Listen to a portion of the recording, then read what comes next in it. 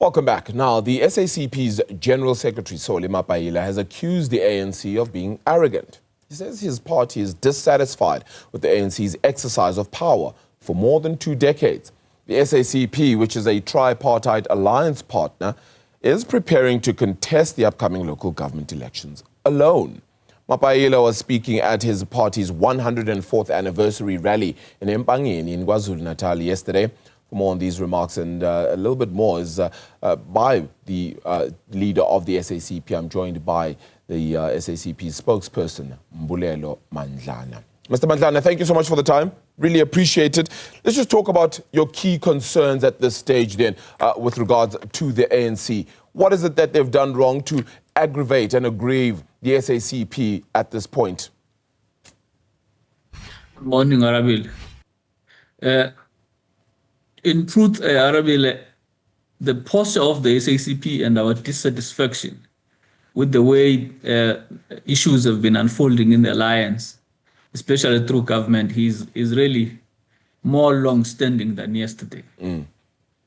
What happened yesterday and what happened in December when the Special National Congress of the party resolved that the party must go into election acting on its own independently, is really a culmination of a series of events and processes that have occurred over time, leading to a decision that the Communist Party now has taken to go into the elections alone. And what are those things?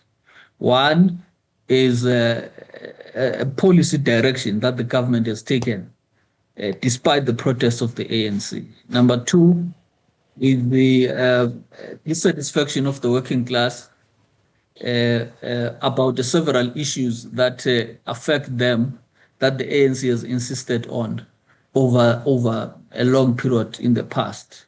Number three is the inability of the ANC to act when we have been making several complaints and several objections to certain actions in the state and failures to act in many areas, such that it has become clear that the political forces that are influential over the ANC leadership will not allow it to take these sort of actions that are necessary to ameliorate the complaints that the Communist Party has been putting forth, not on its own indeed. In fact, taking those many complaints on behalf of his constituency and indeed on behalf of the working class. So sometimes a lot of people are not audience to processes and engagements inside the alliance by the Communist Party. A lot of them make a mistake, therefore, to think that some of these positions are new. In fact, they have been going on for a while. They are now at a point of culmination. I'm glad you said that they've been going on for a while, because then my question becomes, if you're tired of the posturing that has come through from the ANC for an extended period of time, why not leave the tripartite alliance? You're already going to the elections on your own. To say that we're going to leave the alliance would be an incorrect position. Now, let me tell you why. It's because the Communist Party and the ANC share a membership. The Communist Party and the ANC share a strong legacy. To abandon those members who are part and parcel of the ANC and the Communist Party at the same time would be the SACP abandoning a portion of itself. Those members indeed want to be both members of the ANC and the Communist Party, and they want to contest for influence in terms of informing the direction of the ANC, because the ANC does not belong to other people other than the majority of the people in South Africa. The Communist Party represents that majority. To abandon the alliance is to do a self-sacrifice of a suicide bomb. In fact, the Communist Party chooses indeed to continue to attempt continuous engagements while carving at the same time an independent profile for itself, an independent program for itself, indeed to strengthen itself, if nothing else, also to improve the position of those of us who are still members of the ANC and the SACP at the same time. And lastly, of course, the members of the trade unions that are affiliated to COSATU are also members of the South African Communist Party. To call for the SACP to leave, quote unquote, the alliance is from that standpoint a little illogical. Because one of the things that it must do is to protect the interests of these constituencies, and these constituencies are found inside and outside of the ANC and part of the alliance. But Mbulelo, you've continuously complained that you're not being heard, you're not being listened to, you're not being given the ministerial positions that you're looking for. Sure, and these actions are not actions of a victim. I think that you must also not make another mistake, Arabile. The SACP is not making these actions in order to act as though they are the Communist Party is not a victim of the process. No. The SACP has always been a conscious political player. It just so happens at this particular time that the contradictions that have come from the ideological positions that are at odds at this time and looking increasingly difficult to reconcile. Those contradictions have reached a head. And when they reach a head, they transition into another form of expression. But they do not mean that they come to an end. To that extent, the Communist Party will not do what other people ordinarily outside of the alliance consider to be a logical step. It is not logical for us, because what is logical for us is to contest that power, is to contest that area of influence, yet still build our own independent profile. And part of that includes participating in elections. That independent profile, then, Mbulelo, does that mean it would ultimately build up to a stage where you then finally have enough votes to be, hopefully or maybe at a later stage, part of a GNU, for example, which means that you then have more say in getting into the position of a ministerial position that you would prefer, for example? Is that the ultimate goal? Are you looking at trying to get into it that way? Or is this your own way of trying to formulate similar power to the ANC so that it's now a conversation, what some may feel, of equals as opposed to the conversation of one leader and two other parties? Some might say, I'm not saying that that is the way, of course, it is seen.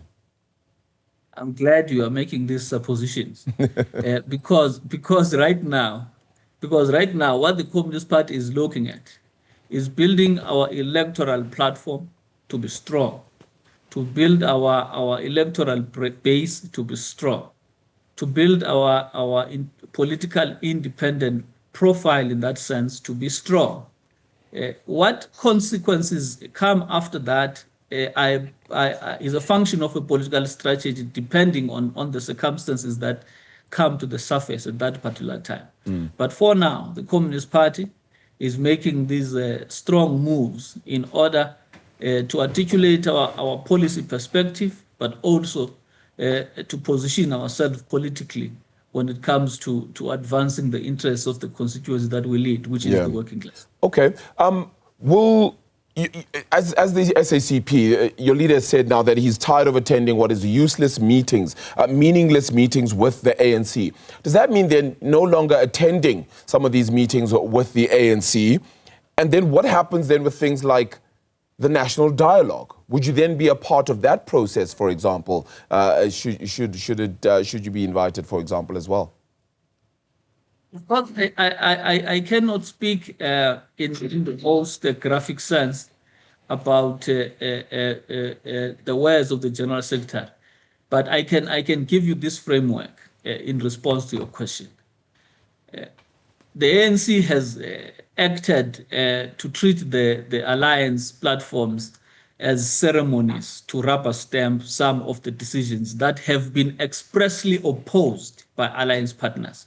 Not only just the Communist Party, including COSATU, including SANC.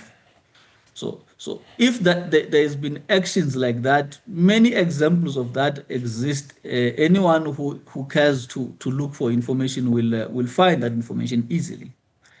So to say that we're tired of ceremonial meetings does not mean that those meetings shouldn't occur it says the meetings should take another feature except that they should only be ceremonial and of no consequence, as they seem to be at this particular moment. So the point is not to remove oneself from such a possibility. It is rather to change the character and the meaning of those meetings so that they become events of consequence in as far as the political strategy of the alliance is concerned. If you were to, for example, be given, if there was a cabinet reshuffle, things were to change, for example, and a member of the SACP was to actually be given a ministerial position, particularly sports, arts and culture, as been desired, would that go a long way to fulfilling what the SACP is looking out of this tripartite alliance? To ask that question that way, Arabile, would mean that we are seeking a ministerial position. That is not the way to look at it. For example, recently, our Central Committee member, who had been Deputy Minister of Higher Education for a while, Mbulelo, was appointed as Minister of Higher Education, which we commend the President for doing.